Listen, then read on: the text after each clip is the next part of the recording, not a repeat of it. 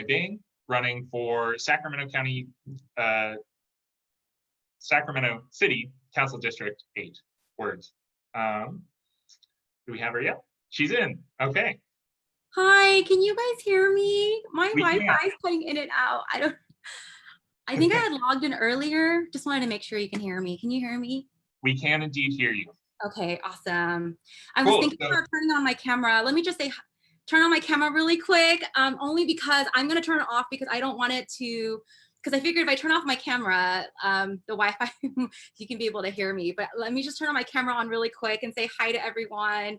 It's just, I'm incredibly grateful just to be here today, and really hope to earn your support. And just, just really grateful that, I even get the opportunity to share my story, and earn the support and endorsement of Sunrise Sacramento. So with that said, I'll go ahead and turn off my camera just in case, so that you can hear me. So. Great, and thank you for being here. Just to outline the format here, we're going to give you a couple minutes to intro yourself and why you're running for this seat and why you want us to vote for you. And then we're going to have a bunch of questions that we've written down ahead of time, as well as potential questions from the chat. So now I'll give you a couple minutes. Because we're already a couple minutes in, we'll give you about 2 minutes to give yourself an intro. Okay, awesome. Thanks. So thank you so much again. First, again, I just really want to thank each and every one of you for giving me the opportunity to speak with you today and to be in space with Sunrise Sacramento.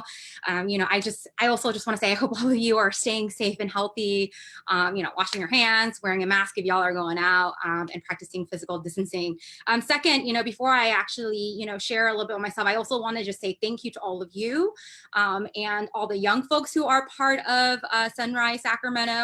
Because I think it's really important to acknowledge just your tireless efforts and your advocacy work to stop climate change. I think many of y'all are climate activists, and you are actually the one leading all the work here locally to ensure that we create the type of world that is better for our families and our communities, a world where we could stop climate change. And a big part of that, I know, of the movement is really to make sure that we can transform our region and even the world through a different type of economy that's more green, right? And I also want to acknowledge the fact, that as a woman of color, I think oftentimes, just growing up, when we talk about climate change, folks think it's a white issue. And I see it very interconnected, because I know that the fight against climate change exists along all sorts of fights, from, addressing white supremacy and colonialism, because these are the structures that actually gives us the outcome that we have today here in Sacramento. And so I just want to say that. So my name is Mai Vang. I am a daughter of Hmong refugees, incredibly proud to be a Sacramento native. I am the oldest of 16 kids in my family. So as you know, at a young age, I learned the importance of stepping up to take care of your family and your community. I was the first in my family to go to college, and then when I returned home, I became really actively involved. And a big part of that is, when I went away to college, the main reason actually why I went away to college was because I actually wanted to leave Sacramento, growing up in poverty, and I felt like it was my one-way ticket. But when I went to college, and this is the reason why I believe in education, is that I really learned about basically why my family was displaced. I truly believe in the power of knowledge. When I came back to Sacramento, I realized you can have a college degree, but if your community is still struggling, you are, what good is a college degree? And so I started organizing South Sacramento with HIP. And look, basically, I'm running for Sacramento City Council because I believe, it is time to have bold and courageous leaders at City Hall to fight for our families. As many of you know, we are in the middle of a global pandemic. Many of our families are struggling with the recent heat wave and fire. I think we're reminded that the climate crisis is also a social justice issue, because we know that COVID, climate change, the pain and the struggle is not equally shared among different communities, but we know that it's communities of colors, low-income communities that's bearing the brunt of the devastating effects of COVID, and also climate change. And I'm running to make sure that, we keep that the core center of addressing the needs for families, our neighborhoods. And I believe that I'm the candidate. Given we are in campaign, right? I am a candidate, but after the Uh, primary over the past I'm going to cut you off. As the facilitator, it's my job to. no worries, Corinne. No worries at all. Yeah, go ahead. Cool. And the only reason I cut you off is because we have a lot of questions that we Okay. want to ask you, and Yep. we want to give you the time to do that as well. Awesome. Thanks. Yeah. So you signed a pledge to not take any donations from police unions and police-like unions when it comes to over policing and police brutality. It often affects South Sacramento most, which is the area you're running in. How do you plan to address that as a city council member? How do I plan to address Over policing and police brutality? Yeah, so that's a really great question. Thank you so much. I think a big part of it, there's been a lot of conversation, quote unquote, about defunding, right? And as someone from with a background in public health, I think it's incredibly important that our budget reflects our values. And I think when you talk about police brutality, a lot of that has to be in policy and implement in terms of practices. But I think it also comes to how the city is funding resources. And I think a big part of that is making sure that we reallocate resources to communities most in need.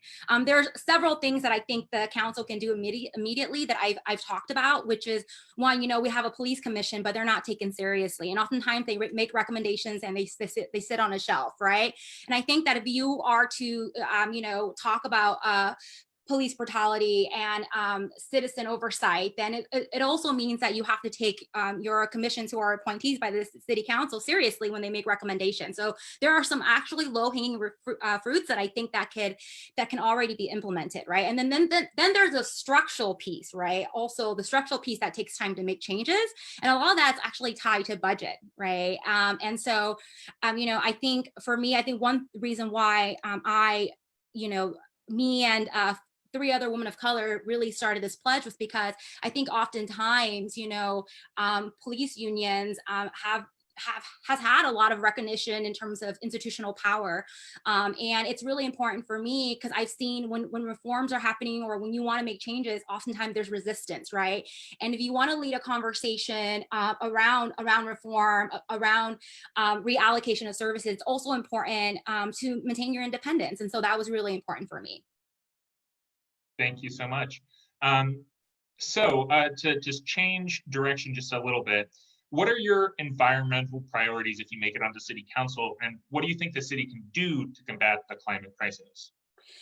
Yeah, so first I just want to say, I live in Meadowview. I live in South Sacramento. And I think, you always hear like Sacramento is like the city of trees, right? And while the Sacramento is known as the city of trees, we also know that many parts of our communities lack a tree canopy, right? In lower income neighborhoods. I've worked with the Tree Foundation to really be strategic around planting trees in our neighborhoods, in our schools as well. As someone on the Sacramento City School Board, I am incredibly passionate about urban ag and just, the urban ag in our schools and making sure that we do that. I think that's a big part. I think, the city, when you think about when the recession hit a couple years ago, I think the city had really cut back on a lot of resources for maintaining our parks, right? And I think we need to be able to up those level of services, right? To be able to protect and expand our urban green spaces. That's really important to me. And as a city councilwoman, I would be working with my colleagues to make sure that we invest more in our parks and to make sure that they stay healthy, because we know that when you have healthy neighborhoods, when you have healthy parks, you see more families at these parks, right? And that's really important. So, making sure we have green infrastructure to make our city more livable is important to me. The other piece I would also share is, I think, really thinking about public transportation options and figuring out how we can expand and modernize it, because I think we really need to address the barriers of the current transportation system that we have, especially for many of our residents in South Sacramento. If you don't have a car, you can't get around, but we also know transportation is one of the largest source of greenhouse gas emissions, right, and air pollution in the Sacramento region. And so, I'm a big, someone that would push for us to think about, increasing walking and bicycling and using public transit. But that also means we can try to push for these things as advocates and say it, but you got to make sure that you also help create the conditions for it, right? That are streets walkable. Like we can talk about, we got to walk more, we got to bike more, but it is safe, right? And so it's also the infrastructure piece for me.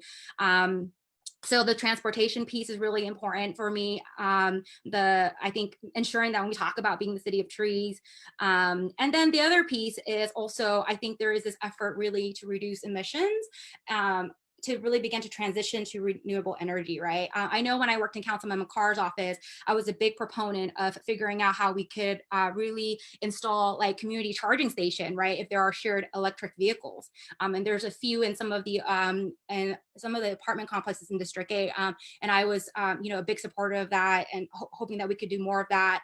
And I really believe Sacramento is really well positioned to kind of lead on this, but you really just need young folks and progressive folks at the dais to push for these things. So some of these are some of the items that I want to focus on. And then at the last piece is really, I think we have a lot of vacant lots. And I think when I think about climate change, I always think about growing your food as well, right? And I'm super passionate about urban ag with our urban pathway.